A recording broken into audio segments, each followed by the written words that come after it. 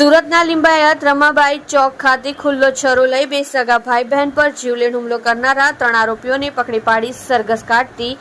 Limbayat police. ચપ્પુ વડે મારામારી કરતા હોવાનો વિડીયો વાયરલ થયેલ, જે આધારે કાર્યવાહી કરી નાસ્તા ફરતા આરોપીઓની ગણતરીના કલાકોમાં પકડી પાડતી લિંબાયત પોલીસ।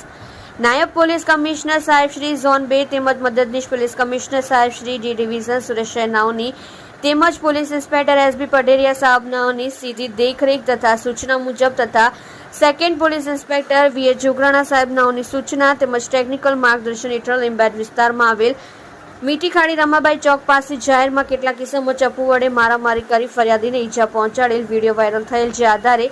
સદર વિડીયોમાં નાસ્તા ફરતા આરોપીઓને પકડી પાડવા તથા સદર ઇસમો વિરુદ્ધ કાયદેસર કરવા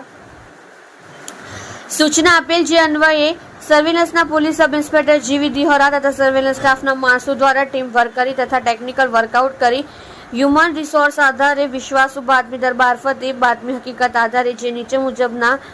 આરોપીઓને પકડી તેઓ વિરુદ્ધ કાયદેસરની કાર્યવાહી કરે છે, જેમાં ખુલ્લા છરો લઈ ભાઈ બહેન ઉપર હુમલો કરી ઈજા પહોંચાડનાર આરોપીઓ સાબિર સલામુદ્દીન શેખ ઉંમર વર્ષ 20 ધંધો હમાલી કામ રહેવાસી પ્લોટ નંબર 393 રમાબાઈ ચોક ગલી નંબર 4 મીઠી ખાડી લિંબાયત સુરત શહેર। ઈશાક અયુબ શેખ ઉંમર વર્ષ 32 ધંધો મજૂરી કામ